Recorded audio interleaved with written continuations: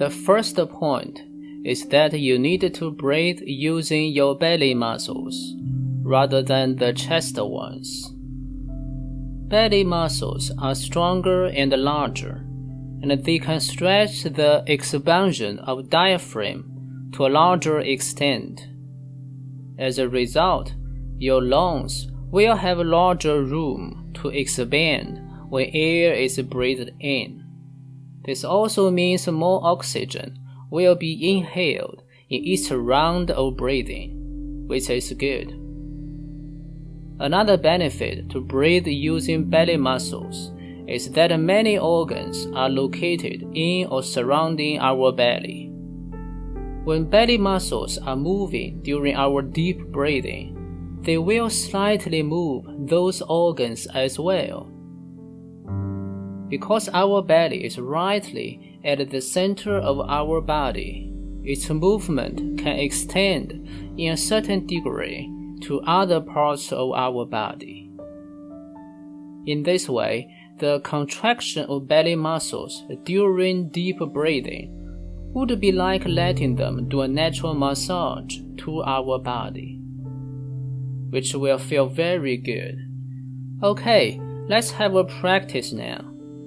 Please put your hands on the two sides of your lower abdomen, and let's have a deep, slow, relaxing breath using our belly muscles. Breathing in, you feel the gradual rising of your belly. Breathing out, you feel its gradual descent. Breathing in, use your full capacity to let oxygen sink in. Breathing out, and you feel comfortable and relaxed.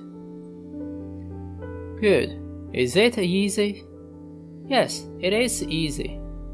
It only depends upon whether you consistently practice it. The Ru tradition, beliefs of wisdom, shares three features. It is simple, consistent, and adaptable to change. An appropriate method of breathing is definitely one very necessary component of the Ru wisdom. The second point of Ru breathing is that while breathing, our mind needs to be aware of each part of each round of breathing. There are three parts of each round of breathing. The first part is inhale. When inhaled, oxygen moves through nostrils into your lungs and is furthermore carried over to cells all over your body. Make sure your inhale is slow, deep, and relaxed. While practicing deep breaths, some people like to deliberately hold their breath for a long while after inhale. However, for beginning practitioners, I would not suggest you to do so. Even if you naturally want to hold the breath for a while after inhale, I would not suggest you to make it too long. This is because after you hold your breath for some time, you will use more strength to exhale, and as a consequence, you will even need to immediately start the next inhale. In this way, a deliberate hold of breath will disrupt your natural pattern of breathing. But one of the most important principles to command an appropriate method of meditative breathing is to maintain the balance between discipline and spontaneity. Yes, we practice breathing so as to give us a little discipline, but the purpose of this discipline is to stimulate the natural reaction of human body inherent to our metabolic system. In a Ruist term, we would say the discipline of breathing is to rediscover our innately good human nature. If you discipline yourself too much, like if you hold your breath after inhale for too long, you will disrupt that innately good human nature, and thus will slow down the process leading to ideal breathing. Therefore, when you start to practice breathing, please inhale deeply and slowly. Feel how you utilize your belly muscles to the largest extent. When you get to the limit, exhale naturally. You do not need to deliberately hold your breath for too long. After you deep, slow, and relaxed inhale, the second part of each round of breathing is exhale. When oxygen is carried to cells of your body, together with the nutrients digested from food, mainly sugar, it will be used to produce energy and carbon dioxide. Energy serves the functions of your body, while carbon dioxide, like a waste, will be released from your body. Since this is a process of release, we do not need much effort to do it. Therefore, while exhaling, the only thing you need to do is to naturally release the air in an even more relaxed way. Some friend once discussed with me whether we should use our mouth or nostrils to exhale when we practice meditative breathing. My view on this is that most of the time, let's still use the nostrils to exhale. This is because if we use our nostrils to inhale, but our mouth to exhale, we have to add an extra intention and a corresponding extra act of exhale through mouth to our practice. This will let our attention a little bit more difficult to get focused. However, for more mature practitioners, if they have gone through all the 3 stages of rule breathing, which I will describe in the following, they can choose to use mouth exhale according to their need. For instance, if you are practicing 8 brocade exercise, Tai Chi martial arts, or other moving forms of rule meditation, you can choose to exhale through mouth, since your body needs more energy input in a relatively shorter time in these cases. Or, as I will mention later, for adept practitioners, they can try practicing to prolong the time of one inhale before sleeping. In this case, it would not be a bad idea to exhale through mouth, since it has been delayed for a long time. I will explain details of this mentioned practice in the following or in the future. In a word, for beginning practitioners of rule breathing, the key is to use your nostrils to exhale naturally and effortlessly, so that the carbon dioxide can be released from your body to serve needs of other beings in your environment.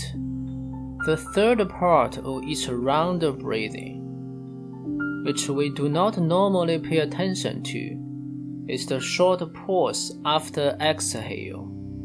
Normally, people do not realize that there is a short pause between exhale and the next inhale. Because this pause is too short if we do not practice breathing, Our daily awake life is occupied by varying events, businesses, thoughts, feelings, and random ideas.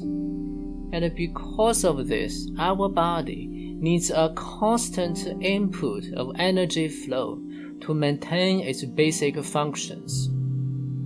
Therefore, after exhale, we will feel an immediate need of next inhale. We would not even notice the short pause in between. However, when we practice meditative breathing, we are becoming more calm and relaxed, and our body also needs less energy than usual. In this case, the pause between exhale and the next inhale will become longer. This is similar to the state of our deep sleep. When we sleep deeply, our body is completely relaxed, and no thought occupies our brain. Our breathing is also very delicate, slow, and effective. In this state, even if we do not immediately inhale after one exhale, the energy produced by the oxygen input is still enough for the use of our body. Similarly, when we practice rule breathing, we pay attention to the short pause after exhale. This is how we keep mindful of the pace and efficiency of the breathing metabolism of our body. And this is very important for practicing the 3 stages of rule breathing, especially its third stage, which I will explain in the following. Good. Now, let me summarize the second key point of rule breathing.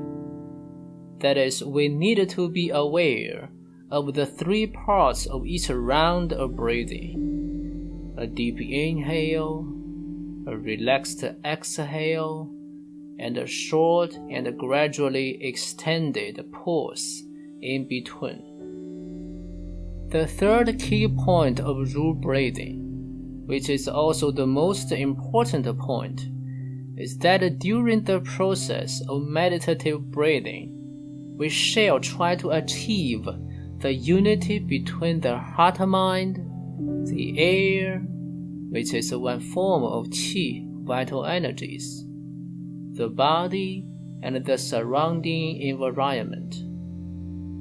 In other words, we need to put the direction of our heart-mind, which is our attention, upon the breathed air, and furthermore, by means of the breathed air, our heart-mind can pay attention to the whole body where the air flows through.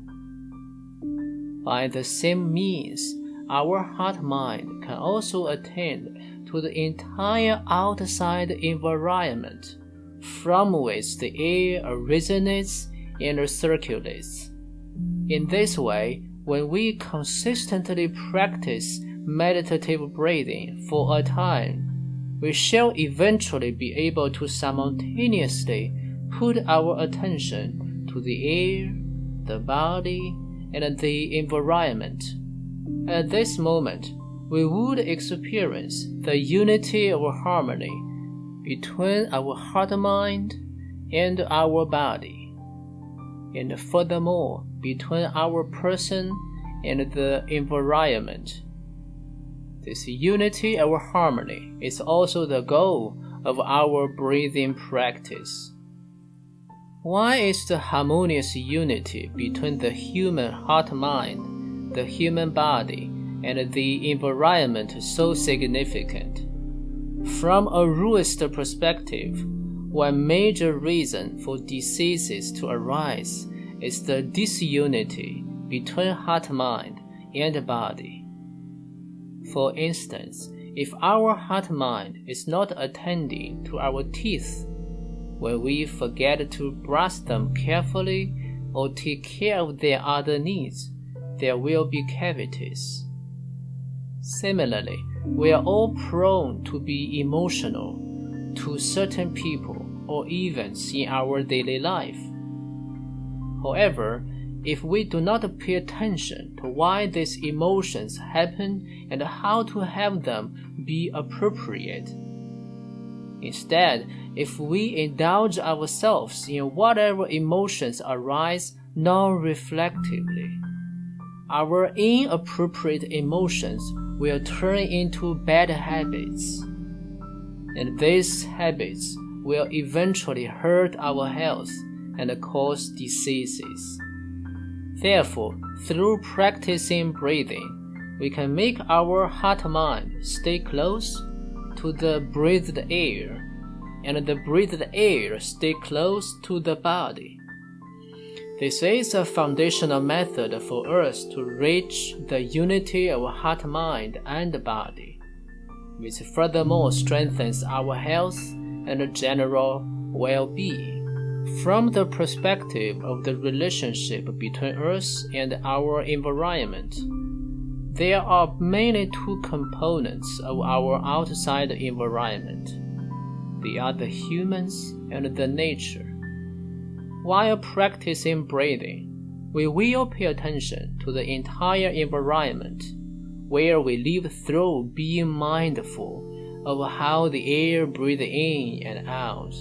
In this way, we will realize the deep interconnection between us and the environment.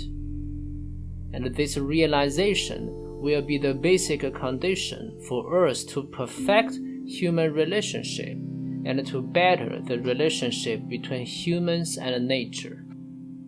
In a word, while breathing, our heart-mind pays a constant attention to the breathed air, and through the air, our attention clings to our body and to the outside environment, so that we can achieve the harmonious unity between the heart-mind, the air, the body, and the environment.